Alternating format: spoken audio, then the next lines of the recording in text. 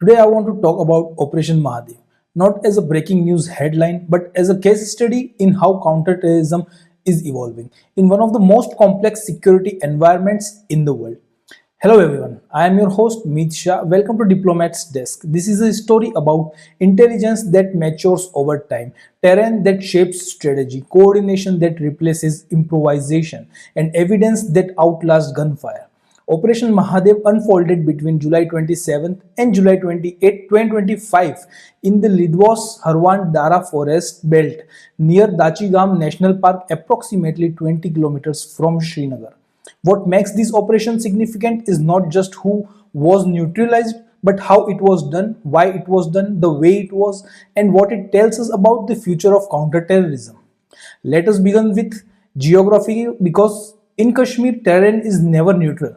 The Lidwas Harwan axis lies on the eastern periphery of Srinagar, rising sharply into forested high ground. This region is defined by dense pine and mixed forest, natural ravines and steep gradients, limited road access, proximity to civilian movement including trekkers and forest workers.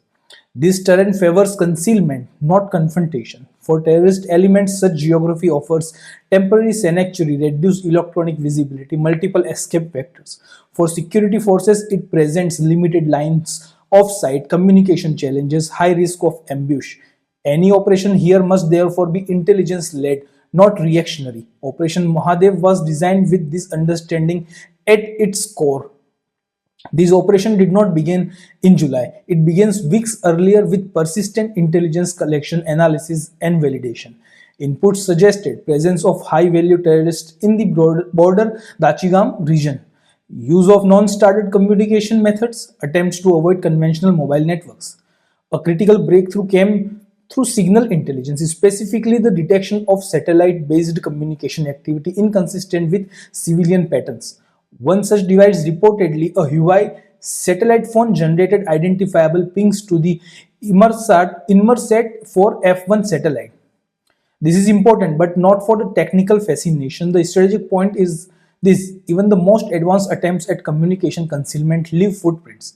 By correlating satellite signal data, ground intelligence, movement indicators, security agencies were able to narrow the terrorist location to 4 square kilometer forest pocket near Harwan. In counter-terror terms, this is precision.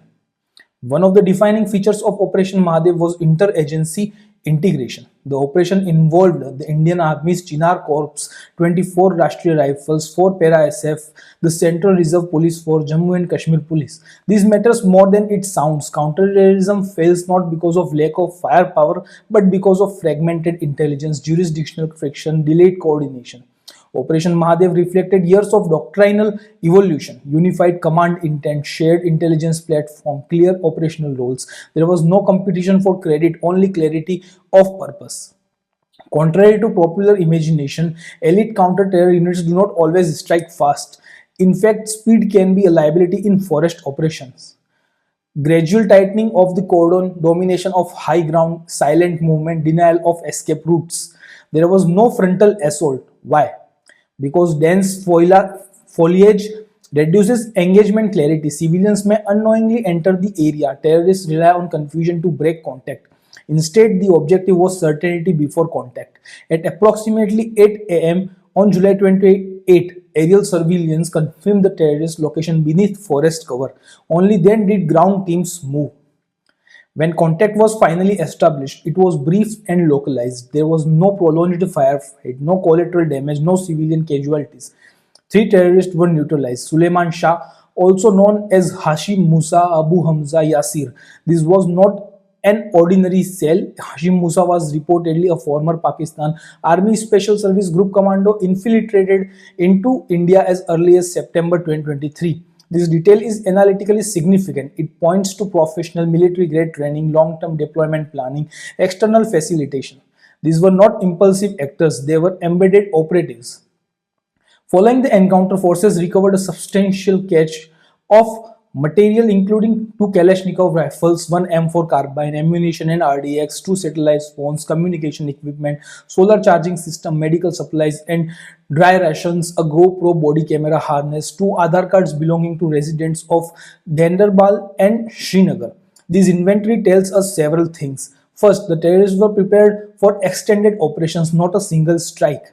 Second, the presence of recording equipment indicates documentation intent, either for propaganda or handler verification.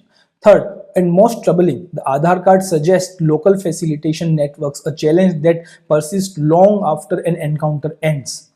Neutralizing gunmen is only the visible part of counterterrorism. Dismantling support ecosystem is the harder task. Perhaps the most decisive aspect of Operation Mahadev came after the firing stopped. Ballistic analysis of the recovered weapons was conducted at certified forensic facilities. The result was recovered weapons matched cartridge cases from the earlier attack site. This is not a minor detail. This is a moment where intelligence assessment, operational outcomes, legal accountability all converge. Ballistics convert beliefs into proof. They enable prosecution of facilitators, judicial sustainability, diplomatic credibility. In counterterrorism, forensics is power. Without saying a word, Operation Mahadev sent multiple messages to terrorist network. Even proximity to urban centers does not guarantee safety. To handlers and planners, professional training does not equal impunity. To citizens, justice may be slow, but it is deliberate and precise. To international observers, India's counter-terror operations are evidence-based, restrained, and legally anchored. This is how states maintain legitimacy while fighting non-state violence. Although the primary encounter concluded on July 28, search and combining operations continued. This was intentional because counterterrorism doctrine recognizes cells are rarely isolated. Escape facilitators often remain nearby. Support nodes may still be active. An encounter is a chapter, not a conclusion. This continuation of operations reflects a focus on network degradation, not a symbolic closure. Operation Mahadev offers 5 enduring lessons. First, intelligence fusion beats brute force. Second, terrain literacy is as important as technological superiority. Third, interagency coordination is capability, not a slogan. Fourth, forensic evidence is the strongest answer to denial and disinformation. Fifth, restraint enhances credibility. This operation succeeded because it was quiet, patient, precise, and evidence driven.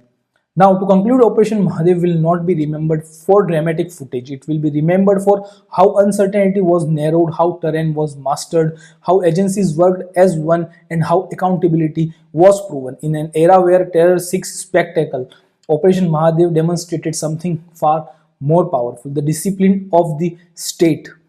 Thank you for watching this one. If you like this analysis, hit like, share, and subscribe. See you in the next one.